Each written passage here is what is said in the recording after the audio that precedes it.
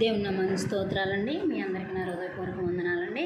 దేవాది దేవుడు మరి ఈ దినము మనతో మాట్లాడినట్టు కొన్ని లేఖనాలు మనము చూసుకుందామండి. దేవాది దేవుడు మరి ఈ దినాల్లో అనేక చోట్ల అనేక మందికి అనేక విధమైన సమస్యలు, ఇబ్బందులు, ఇరుకులతో ఉన్నారు. అయితే మనం అందరము కూడా ఎవరి నిమిత్తమైతే మనం ప్రార్థన విజ్ఞాపన చేయాలో, ఎవరి నిమిత్తం మనము ఎక్కువగా గోజాడాలో మనం ఇక్కడ తెలుసుకుందాము. ఒక మాట, ప్రభువైన యేసుక్రీస్తునందు విశ్వాసం ఉంచిన వారికి ఏం కలుగుతుందంటే రక్షణ కలుగుతుంది. ఆయన స్వస్థతనిచ్చే దేవుడు, ఆయన బలాన్ని ఆరోగ్యాన్ని కూడా ఇచ్చే గొప్ప దేవుడై ఉన్నాడు మన ప్రభువైన యేసుక్రీస్తు.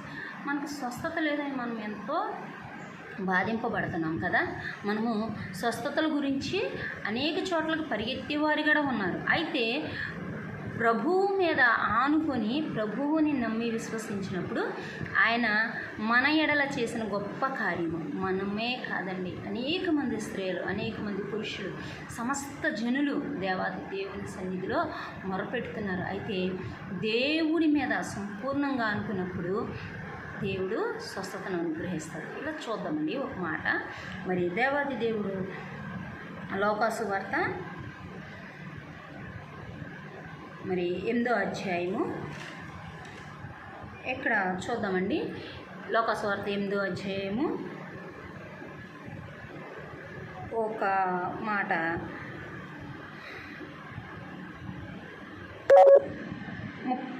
43వ వచనం నుంచి, అప్పుడు 12 ఏళ్ల నుండి రక్తసేవనము గల యొక్క స్త్రీ ఎవని చేతనను స్వస్థత నొందెనో ఆయన వెనుకకు వచ్చి ఆయన వస్త్రము చెంగు ముట్టి వెంటనే ఆమె రక్తస్రావము నిలిచిపోయేను. నన్ను ముట్టినది ఎవరు? యేసు అడుగగా అందరూ మేము ఎరుగమని అప్పుడు పేతురును చెప్పారు. చూడండి, దేవాతి దేవుడు మరి గొప్ప దేవుడు, మహాఘనుడైన మన ప్రభువైన యేసుక్రీస్తులో నుంచి ఒక ప్రభావం వెళ్ళిపోతుంది తెలుసండి. మరి ఆ స్త్రీ ముట్టినప్పుడు మరి దేవాది దేవుడు ఎంత పరిశుద్ధుడు చూసారా, ఎంత గొప్ప దేవుడు చూసారా. ఆయన స్వస్థతను అనుగ్రహించే మహాఘనుడై ఉన్నాడు. ఆయనలో స్వస్థత వరం ఉన్నదండి. ఆయన చేసే ప్రతీదీ కూడా మన ఎడల ఎన్నో మేలులు, ఎన్నో అద్భుతాలు. మరి ఈ స్త్రీ ఏం చేసిందంటే ఎంతోమంది వైద్యుల దగ్గరికి తిరిగింది, ఎన్నో చేసింది, ప్రయాసాలు పడింది. అయితే ఆమెకి స్వస్థత కలగలేదు. అప్పుడు ప్రభువైన యేసుక్రీస్తు వస్తున్నారని తెలుసుకొని ఆమె ఏం చేసిందంటే ఆ యేసునిద్దకి వెళ్ళిందండి, పరిగెత్తుకుని వెళ్ళింది. 12 ఏళ్ల నుంచి మరి ఆ సహోదరికి స్వస్థత లేదంటండి, రక్తస్రావం. అలాంటి పరిస్థితిలో మరి ఎంత అవమానం పడి ఉంటుందండి, ఎన్ని బాధలు పడి ఉంటుందండి, ఎన్ని సమస్యలు ఎదుర్కొని ఉంటుందండి. అప్పుడు మనము స్త్రీలగాను మనకు తెలుసండి, ఆ నెలకి ఒక సమయం వచ్చేటప్పటికి 3 దినాలు 5 దినాలు ఇలా మన పరిస్థితులను బట్టి, కొన్ని ఒత్తిడిని బట్టి కొందరికి ఏమవుతుందంటే, అలా కొందరు బిడ్డలను కలిగిన వారు, లేకపోతే కొన్ని సమస్యలు ఉండడం వలన 7 దినాలు కూడా అవుతుందండి. అయితే ఇక్కడ ఏం జరిగిందంటే, అలా మనకి ఆ సమయంలోనే మనకి ఎంత బాధ కలుగుతుంది, ఎంత రక్తము ఇలా అని అలిసిపోతూ ఉంటాం, నీరసపడిపోతూ ఉంటాం. అయితే మరి ఆ సహోదరికి, మనం చూస్తున్న బైబిల్లో సహోదరికి 12 ఏళ్ల నుంచి రక్తసేవనం కలిగిన తన దేవుని సన్నిధిలో ఆమె ఆ ప్రభు చెంగు ముడితే చాలనుకుందండి. అప్పుడు వెళ్ళి ఆ వస్త్ర చెంగును ముట్టంగానే ఏమైందండి, దేవుని వస్త్రం ముట్టంగానే ఆమె స్వస్థత నొందింది. అప్పుడే స్వస్థత నొంది ఏం కలిగింది తెలుసండి, ఆవిడికి చక్కగా మరి సంపూర్ణమైన స్వస్థత కలిగిందండి ఆ సహోదరికి. అప్పుడు ఆమెని అడుగుతున్న వారు ఏంటి తెలుసండి, దేవాతి దేవుడు నన్ను ఎవరు ముట్టారు, నన్ను ఎవరు తాకారంటే, ప్రభువా మరి నీ మీదకి ఆ జనసమూహం అనేక మంది మీ మీదకి పడుతున్నారు, లేస్తున్నారు, వస్తున్నారు, గుంపులుగా ఉన్నాం కదా. మరి పేతురు గారు మరి అక్కడ ఉన్న శిష్యులందరూ కూడా మాట్లాడుతున్న మాట మరి అప్పుడు చెప్పినప్పుడు ఈమెమంటుంది తెలుసా, ఆ ప్రభు ఏం చెప్తున్నారు తెలుసండి, నాలోంచి ఒక ప్రభావం వెళ్ళిపోయింది, నాకు తెలుస్తుంది అని ప్రభువు మాట్లాడినప్పుడు ఆమె ఏం చేసింది తెలుసండి, ఆ స్త్రీ ప్రభువు సన్నిధికి ఎలా వచ్చింది తెలుసండి, వణుకుతూ వచ్చిందండి. ప్రభువు సన్నిధిలో వణుకుతూ వచ్చి, ప్రభువా నేనే మిమ్మల్ని ముట్టింది, నేనే మీ వస్త్ర చెంగు ముట్టింది అంటే వణుకుతూ వచ్చి ఆయన పాదాల సన్నిధిలో సాగిలపడి మనవి చేసుకుంటూ చెప్పినప్పుడు ప్రభు ఏం చేశారు తెలుసండి, కుమారి నీ విశ్వాసని నిన్ను స్వస్థపరిచిందని చెప్పారండి. గొప్ప దేవుడు కదండి మన ప్రభు అయిన యేసుక్రీస్తు, మహాఘనుడు కదండి, ఆయన స్వస్థపరిచి యెహోవా కదండి, దేవాతి దేవుడు స్వస్థపరిచి యెహోవాని నేనే అని అన్నాడండి.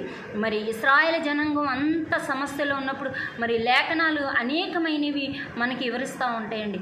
స్వస్థతలు, అనేకమైన స్వస్థతలు దేవాది దేవుడు ఇచ్చాడు, అది నమ్మటం వలనండి. అందుకే ఇక్కడ ఆ స్త్రీతో చెప్తున్నాడు, అమ్మ నీ విశ్వాసము నిన్ను స్వస్థపరిచింది అని చెప్పేసి. చూడండి, నా 47 నా కింద వచనాలు చూసుకుంటే, ఏలయనగా స్వస్థతను నొందెను ఆ సంగతి ప్రజలందరి ఎదుటను తెలియజెప్పెను.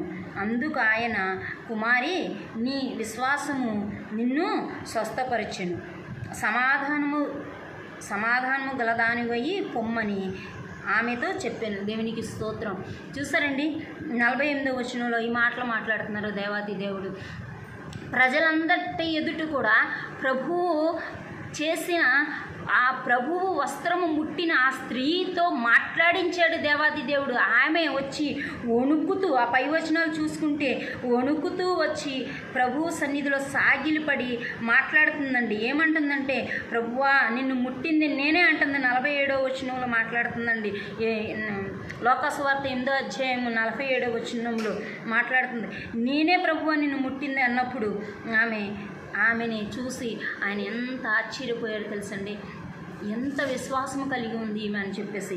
అప్పుడు, కుమారి నీ విశ్వాసమే నిన్ను స్వస్థపరిచింది, సమాధానము గలదానివై నువ్వు పొమ్మని చెప్పాడండి ప్రభువు. చూసారండి ఎంత స్వస్థతను అనుగ్రహించాడు దేవుడు. ఈ స్వస్థతలో అనేక మందికి స్వస్థతలను ఇచ్చాడండి దేవాది దేవుడు. మరి సమయం ఉంటే మరొకసారి మరి అనేక మంది గురించి మనం నేర్చుకుందామండి. ఈ 12 సంవత్సరాల నుంచి స్వస్థత లేక అనేక విధములైన బాధింపబడిన ఆ స్త్రీ ఎంతగా దేవునితో పెనవేసుకుని దేవుని సన్నిధిలో సాగిలపడిందండి, వణుకుచూ వెళ్ళిందండి దేవుని సన్నిధిలో. ఎంత అద్భుతం చేశారు చూసారండి. ఇటు అద్భుతాల ఆశ్చర్యకార్యాలు మన ఎడల మన ప్రభు అయిన యేసుక్రీస్తు అనేకమైన చేశారండి. అయితే మనము ఏం చేస్తామంటే అప్పుడే నమ్ముతాము, అప్పుడే విడిచిపెడతామండి. విశ్వాసం అనేది ఏంటంటే కడవరకు సాగనివ్వాలండి. ఆయన వచ్చినప్పుడు నేను ఆవగింజంత విశ్వాసమైన కనుగొనునా అని ప్రభువే చెప్తున్నారు కదండి. అందుకే మనము విశ్వాసంలో ఆవగింజంత విశ్వాసం కలిగి ఉండాలి. ఆవగింజ ఎలా ఉంటుందండి, బహు గట్టిగా ఉంటుందండి, దాంట్లో గాలి కానీ ఏది కానీ ఏమీ ఉండదండి. అలాంటిది ఆవగింజంత అంత గట్టితనముగా అంత దృఢమైన విశ్వాసం అండి. అంత దృఢమైన విశ్వాసము మీరు కలిగి ఉంటారా, కలిగి ఉన్నదా మీలో అని చెప్పి ప్రభు అయిన యేసుక్రీస్తు మనల్ని ప్రశ్నిస్తున్నారండి. అప్పుడు మనం ప్రభువుకి మన విశ్వాసం మనము కనుపరుచుకునే వారిగా ఉండాలండి. ఇక్కడ వణుకుతూ సాగిలపడి ప్రభువు సన్నిధిలో మొరపెట్టినప్పుడు ఆమె విశ్వాసం ఆమెని స్వస్థతను అనుగ్రహించింది. అటు కృప మనందరికీ తోడై ఉండి నడిపించునుగాక. Amen, amen, amen. మీ అందరికీ నా హృదయపూర్వక వందనాలండి. మరొకసారి మీ దేవాది దేవుని సన్నిధిలో మీ అందరినీ మనం చేసుకుంటున్నానండి.